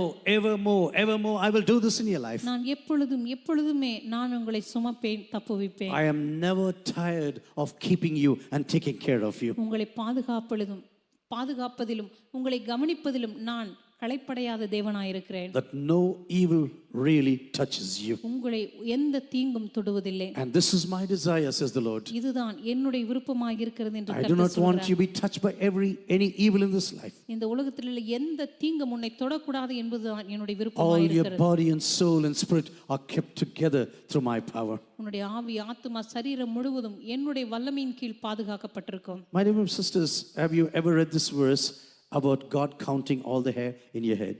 கருமையான சகோதர சகோதரிகளே, கர்த்தர் உங்களுடைய தலையில் உள்ள மயிரெல்லாம் எண்ணி வைத்திருக்கிறார் என்கிறதான இந்த வசனத்தை It's வாசித்திருக்கிறீர்கள். very interesting. You know, we know this, that God has counted all the hair in our heads. ஆண்டவர் நம்முடைய தலையில் இருக்கிற எல்லா முடிகளையுமே அவர் எண்ணி வைத்திருக்கிறார் என்பது மிகவும் ஆச்சரியமா இருக்கிறது அல்லவா? You know, sometimes you may laugh. This is what I do sometimes. சில நேரத்தில் ஒருவேளை நீங்க சிரிக்கலாம், ஆனா நான் சில நேரத்தில் அப்படி நினைப்பேன். When I take a shower and all my hair, a few is going away, என்னுடைய தலைக்கு நான் குளிக்கும் போதெல்லாம் சில முடிகள் உதிருது இல்லையா? I say, oh, God is correcting. God is correcting now. அப்ப நான் நினைப்பேன், என் தலையில் இருக்கிற முடியெல்லாம் உதிர்ந்து போறப்ப நான் நினைப்பேன், ஓ ஆண்டவர் இப்ப கணக்கெல்லாம் மாத்துறாரு. Oh, He's correcting now. He's correcting now. இப்ப கணக்கெல்லாம் அடிச்சு மாத்துறாரு. 12 is gone today. இப்ப இன்றைக்கு 12 போச்சு.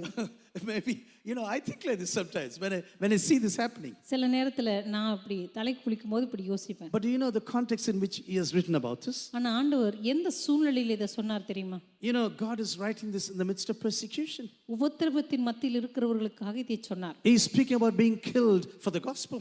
சுவிசேஷத்து நிமித்தமாக கொல்லப்படுகிறவர்களுக்காக இதை சொன்னார். He says, I will warn you to whom to fear now. யாருக்கு பயப்பட வேண்டும் என்று நான் உங்களுக்கு சொல்லுகிறேன். Fear him who after he has killed has power to cast you into hell. உங்களுடைய சரீரத்தை கொன்ற பிறகு உங்களுடைய ஆத்மாவை நரகத்தில் அழிக்க வல்லவருக்கே பயப்படுங்கள் என்று சொல்லுகிறேன். And not 5 sparrows sold for 2 pennies. 5 அடைக்கலான் குருவிகளை 2 வெள்ளிக்காசுக்கு விற்கிறார்கள் அல்லவா? And no one is forgotten by God. அவைகளில் ஒன்று கூட தேவனால் மறக்கப்படுவதில்லை. Why? Even the hairs of your head are counted now, are ஏனென்றால் numbered. உங்கள் தலையில் உள்ள மயிரெல்லாம் எண்ணப்பட்டிருக்கிறது. I am so concerned about you. நான் உன்னை பற்றி அவ்வளவு அக்கறையுள்ள தேவனாய் இருக்கிறேன். Whatever may happen around you, உங்களை சுற்றி என்ன நடந்தாலும் சரி, even the hairs of your head are counted every day, I tell you. உங்களுடைய தலையில் உள்ள முடிகள் எல்லாம் கூட தினமும் Can எண்ணப்பட்டு we all raise our hands and say hallelujah? எல்லார் கரங்களை We have a wonderful God, I tell you. நமக்கு அற்புதமான ஒரு தேவன் A இருக்கிறார். Father who takes care of you, நம்மை பற்றி மிகவும் அக்கறையுள்ள ஒரு தேவன். who's never tired of running behind you, நமக்கு பின்பாக ஓடி வருவதிலே களைப்படையாத ஒரு தேவன். who's never tired of taking care of you. நம்மை பாதுகாப்பதிலே களைப்படையாத ஒரு தேவன். He said, you know, I am really behind you. ஆண்டவர் சொல்லுகிறார், நான் உனக்கு பின்பாக ஒரு நாளும் இருக்கிறேன். So when I speak about like this about these psalms, எனவே இந்த சங்கீதத்தை பற்றி நான் இப்படி பேசும்போது maybe some of you think like this. ஒருவேளை உங்களில் சிலர் இப்படி நினைப்பீர்கள், Pastor, do you think that means I will never have any troubles? அப்படின்னா பாஸ்டர், என் வாழ்க்கையில இனிமே எந்த கஷ்டமும் இருக்காதா? No separation, no sickness. என் வாழ்க்கையில எந்த பிரிவும் இல்லை, எந்த வியாதியும் இருக்காது, All the bills will be paid. என்னுடைய எல்லா கட்டணங்களும் கட்டப்படும், Even now, college fees, everything will be free, paid. இப்ப கூட கல்லூரிக்காக நான் பணம் கட்ட வேண்டியது All இருக்காது. my electricity bills, health bills, everything are paid. ஒருவேளை என்னுடைய வியாதிக்கான மருத்துவ செலவுகள் அல்லது படிப்பு செலவுகள் எல்லாம் கட்டப்படுமா? No sorrows. எந்த கவலைகளும் இனிமே இருக்காதா? You know, this morning I was shocked during the time of the second service. இந்த காலை வேளையில் 2ஆம் ஆராதனையின் போது நான் மிகவும் அதிர்ச்சி அடைந்தேன். One sister was attending our services. ஒரு சகோதரி நம்முடைய ஆராதனைக்கு வருபவர் தான். She was only 40. 40 வயது தான். She has passed away. இன்றைக்கு மரித்து விட்டார்கள். Heart attack. அவங்களுக்கு மாரடைப்பு. You know, you hear such news and you are totally shocked. இப்படிப்பட்ட காரியங்கள் நம்ம கேள்விப்படும் போது நாம் முற்றிலும் அதிர்ச்சி அடைகிறோம். That means, oh, can you say, oh, when we follow Jesus, no problems will happen to me? அப்ப இயேசுவை பின்பற்றும் போது நம்ம வாழ்க்கையில எந்த கஷ்டமும் இருக்காதா? Yes, you can face problems. ஆம், உங்களுடைய வாழ்க்கையில கஷ்டங்களை நீங்கள் எதிர்கொள்வீர்கள். There can be need, there can be sicknesses, ஒருவேளை உங்க வாழ்க்கையில தேவைகள், வியாதிகள், there can be separation, there can be death. பிரிவுகள், மரணங்கள், All these calamities you can face. எல்லா குழப்பங்களையும் நம்முடைய வாழ்க்கையில நம்ம எதிர்கொள்ள முடியும். But one thing for sure, ஆனா ஒரு காரியம் நிச்சயமாய் உண்டு. everything you will understand only at the end of time. எல்லாவற்றையுமே நம்முடைய வாழ்க்கையினுடைய முடிவிலே நாம் புரிந்து கொள்வோம். Why God allowed this to happen in your personal உங்களுடைய lives. தனிப்பட்ட வாழ்க்கையில இது எல்லாவற்றையும் ஏன் ஆண்டவர் அனுமதித்தார் என்று. Maybe today you have no questions. ஒருவேளை இன்றைக்கு உங்க வாழ்க்கையில எந்த பதில்களும் இல்லாத கேள்விகள் Maybe a இருக்கலாம். dreadful sickness, for example. ஒருவேளை உங்க பயமுறுத்துகிறதான ஒரு வியாதி. You may ask, Lord, why this sickness in my family? ஆண்டவரே, ஏன் குடும்பத்தில் எதுக்கு இப்படிப்பட்ட ஒரு வியாதி? Or why this separation? ஆண்டவரே, ஏன் இந்த பிரிவு? Or why this divorce in our family? ஆண்டவரே, ஏன் குடும்பத்தில் ஏன் இந்த விவாகரத்து? I tell you, I have never heard about divorce in our family. என்னுடைய குடும்பத்தை பொறுத்த வரைக்கும் நான் விவாகரத்துன்ற காரியத்தை நான் கேள்விப்பட்டதே இல்லை. Until for some few years ago. ஒரு சில வருடங்களுக்கு முன்பாக வரைக்கும். When I heard this, I was totally shocked. நான் அதை கேள்விப்படும் போது மிகவும் அதிர்ச்சி அடைந்தேன். You have no explanations. இதுக்கெல்லாம் நமக்கு எந்த விளக்கமுமே இல்லை. You say, Lord, why is this happening right now? ஆண்டவரே ஏன் இப்பொழுது இது நடக்கிறது? Just like Joseph said like this. யோசேப்பு ஒரு நாள் சொன்னது போல, one day you will know everything was meant for evil. ஒரு நாள் நீங்கள் எல்லாம் எனக்கு தீமை செய்ய நினைத்தீர்கள். But God changed everything for good. ஆனால் தேவனோ எனக்கு எல்லாவற்றையும் நன்மையாக மாற்றினார். Everything was dirty, everything was evil. எல்லாமே எனக்கு விரோதமாக தீமைதான், என்னை அழிப்பதற்கு நினைத்த சதிகள் தான். But one day you will know that everything worked out for good in your life. ஆனால் எல்லாமே ஒரு நாள் நன்மைக்கு ஏதுவாகவே நடந்ததை நீங்கள் அறிந்து கொள்வீர்கள். The verse which I love the most in the New Testament. புதிய ஏற்பாட்டிலே நான் மிகவும் அதிகமாக நேசிக்கிற ஒரு வசனம். We know that in everything God works for good. தேவன் தம்மில் அன்பு கூறுகிறவர்களுக்கு சகலமும் நன்மைக்கு ஏதுவாக மாற்றுகிறார் என்று. Who are called according to his purposes. தம்முடைய தீர்மானத்தின்படி அழைக்கப்பட்ட தம்மில் அன்பு கூறுகிற ஒவ்வொருவருக்கும் everything God works out for good. தேவன் அவை எல்லாவற்றையும் நன்மைக்கு ஏதுவாகவே மாற்றுகிறார். Even the evil things that have besieged you. சில நேரங்களில் உங்களுடைய வாழ்க்கையில நடந்ததான தீமையான காரியங்கள் கூட, the most evil thing you are going through right now. உங்களுடைய தனிப்பட்ட வாழ்க்கையில நீங்க கடந்து சென்று கொண்டிருக்கிறதான அந்த தீமையான காரியங்கள் கூட, one day you can look up to God and say, we know that in everything God works for good. ஒரு நாள் ஆண்டவரை பார்த்து சொல்லுவீர்கள், என் வாழ்க்கையில் அவை எல்லாவற்றையும் தேவன் நன்மைக்கு ஏதுவாகவே மாற்றினார். For those who are called according to his purposes. அவருடைய தீர்மானத்தின்படி அழைக்கப்பட்டவர்களாய், those who love him really. தேவனிடத்தில் அன்பு கூறுகிறவர்களுக்கு, we know that in everything God works for good. சகலமும் நன்மைக்கு ஏதுவாகவே நடக்கிறது என்று அறிந்திருக்கிறோம். I want every eyes to be closed now. எல்லாரும் உடைய கண்களை மூடும்படியாக கேட்டுக்கொள்கிறேன். Before we come to the table of the Lord. இந்த நாளிலே கர்த்தருடைய பந்திக்கு நாம் வருவதற்கு முன்பாக, my dear sisters, as we come to the end of this service, கர்மையான சகோதர சகோதரிகளே, இந்த ஆராதனுடைய முடிவுக்கு நாம் வரும்போது, let us search our hearts right now. இருதயங்களை நாம் ஆராய்ந்து பார்ப்போம். when you look into the passion of these Israelites, இந்த இஸ்ரவேல் ஜனங்களுடைய இருதயத்தினுடைய வாஞ்சையை பார்க்கும்போது, as you meditate on these psalms, இந்த சங்கீதத்தை நாம் தியானித்து பார்க்கும்போது, when you go verse after verse, word after word, ஒவ்வொரு வசனமாக ஒவ்வொரு வார்த்தையாக நாம் தியானித்து பார்க்கும்போது, you can be totally shaken. நீங்கள் முற்றிலுமாக அசைக்கப்பட முடியும். this passion they had for the presence of God. தேவனுடைய பிரசன்னத்துக்கு அவருடைய வாழ்க்கையில் இருந்ததான மிக ஆழமான அந்த வாஞ்சை. nothing was too tedious for them to go to Jerusalem. எருசலேமுக்கு போவதற்கு அவர்களுக்கு எந்த காரியமுமே களைப்படைவதாக தோன்றவில்லை. yes, the distance was far away from many of them. ஆம், அவர்கள் அநேகருக்கு அந்த தூரம் மிக அதிகமாக இருந்தது. but yet they said, no, we will go. ஆனால் அவர்கள் சொன்னார்கள், இல்லை, நாங்கள் செல்வோம். for us, that is the most important thing that's happening in our lives. எங்களை பொறுத்தவரைக்கும் எங்களுடைய வாழ்க்கையில் மிக முக்கியமான காரியம், we want to stand in the presence of God. நாங்கள் ஆண்டவருடைய பிரசன்னத்திலே நிற்க வேண்டும். worship this God. இந்த தேவனை ஆராதிக்க வேண்டும். bring our sacrifices. எங்களுடைய பலிகளை நாங்கள் கொண்டு வர வேண்டும். we want to praise and pray to him. நாங்கள் அவரை ஆராதிக்க வேண்டும், அவருடைய சமூகத்திலே ஜெபிக்க வேண்டும். we want to pour out all the adoration of our lives to his feet. எங்களுடைய வாழ்க்கையினுடைய எல்லா உயர்த்துதல்களையும் துதிகளையும் அவருடைய பாதங்களுக்கு நேராக நாங்கள் கொண்டு வர வேண்டும். even if it's going to be too much to travel thrice a year to Jerusalem. ஒருவேளை வருஷத்துல 3 முறை எருசலேமுக்கு பிரயாணம் பண்ணுவது அவ்வளவு கடினமாக இருந்தாலும் கூட, we will still do this. நாங்கள் இருந்தாலும் அதை செய்வோம். can we all really pray like this evening? எல்லாரும் இந்த மாலை வேளையில இப்படியாக ஜெபிக்க முடியுமா? Lord, I need a real passion for your presence. ஆண்டவரே, உம்முடைய பிரசன்னத்துக்கான உண்மையான ஒரு வாஞ்சை எனக்கு தேவை. not because people are pressing me, ஜனங்கள் என்னை கட்டாயப்படுத்துகிறதுனால அல்ல, not because people are forcing me, ஜனங்கள் என்னை கட்டாயப்படுத்துகிறதுனால உந்தி தள்ளுகிறதுனால அல்ல. Lord, I want to have this passion. ஆண்டவரே, இந்த வாஞ்சையை நான் பெற்றுக்கொள்ள விரும்புகிறேன். I want to go to your presence. ஆண்டவரே, உம்முடைய பிரசன்னத்துக்கு நான் செல்ல விரும்புகிறேன். however sad as this journey may be, ஆண்டவரே, இந்த பிரயாணம் எவ்வளவு கடினமானதாக இருந்தாலும் சரி, however dangerous it could be, ஆண்டவரே, இந்த பிரயாணம் எவ்வளவு அபாயகரமானதாக இருந்தாலும் சரி, even if it is hot or cold on the way to Jerusalem, எருசலேமுக்கு போகிற பாதை குளிரோ வெப்பமோ எதுவானாலும் சரி, I want to come to you, that's all. உம்மிடத்திற்கு நான் வர விரும்புகிறேன், அவ்வளவுதான். Lord, I need a passion. I need a passion. ஆண்டவரே, எனக்கு ஒரு வாஞ்சியை தாரும். for your presence, for your holy presence. ஆண்டவரே உம்முடைய பரிசுத்த பிரசன்னத்துக்கான ஒரு வாஞ்சை எனக்கு தாரும். Before we come to the table of the Lord, கர்த்தருடைய பந்திக்கு நாம் வருவதற்கு முன்பாக do you really want to have a passion for the house of God? கர்த்தருடைய வீட்டிற்கான ஒரு வாஞ்சையை, ஒரு வைராக்கியத்தை நீங்கள் பெற்றுக்கொள்ள விரும்புகிறீர்களா? Do you want your whole family to serve the Lord with a passion? உங்களுடைய முழு குடும்பமும் அப்படிப்பட்ட ஒரு வாஞ்சையோடு கூட தேவனை நீங்கள் ஆராதிக்க ஊழியம் செய்ய விரும்புகிறீர்களா? They say, yes, Lord, whatever it may cost, I want to come to your presence. ஆமாண்டவரே, என்னுடைய வாழ்க்கையில எப்படிப்பட்ட கிரயத்தை செலுத்த வேண்டியதா இருந்தாலும் சரி, இதை நான் செய்ய விரும்புகிறேன் என்று சொல்லுகிறீர்களா? Just put up your right hands and I want to pray for you. உங்களுடைய வலது கரத்தை உயர்த்தி காண்பீங்கள். நான் உங்களுக்காக ஜெபிக்க விரும்புகிறேன்.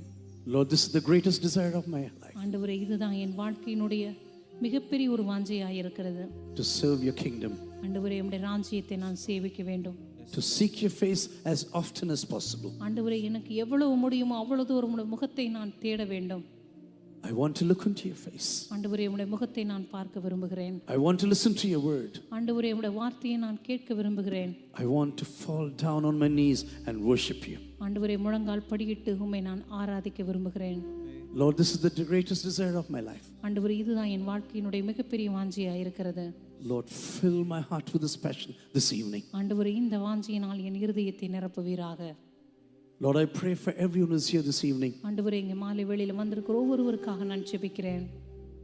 that after these 2,000 years, maybe we do not understand everything, or 3,000 years, we do not understand everything that is said there. ஆண்டவரே, இந்த 2000-3000 வருடங்களுக்கு பிற்பாடு அந்த நாட்களில் நடந்த காரியங்களை எங்களால் அவ்வளவு தூரம் புரிந்து கொள்ள முடியாவிட்டாலும், Lord, our help does not come from the idols we have created for ourselves around us in our lives. ஆண்டவரே, எங்களுடைய உதவியானது எங்களுடைய வாழ்க்கையில நாங்களே சிருஷ்டித்ததான அந்த சிருஷ்டிப்புகளிடமிருந்து, விக்கிரகங்களிடமிருந்து வருவதில்லை. No, Lord, it comes from you, the maker of heaven and earth. இல்லை ஆண்டவரே, வானத்தையும் பூமியை உண்டாக்கின கர்த்தரிடத்திலிருந்து தான் எங்களுக்கு உதவி வருகிறது. Lord, you send down every help. You are the creator and you can do anything, anywhere, at any place, through any person. ஆண்டவரே, நீரே எல்லா இடத்திலும் யாரை கொண்டும் எந்த காரியத்தையும் செய்ய வல்லமையுள்ளவராய் இருக்கிறேன். Just keep on praying now. நாம் தொடர்ந்து ஜெபித்துக் கொண்டிருக்கலாம்.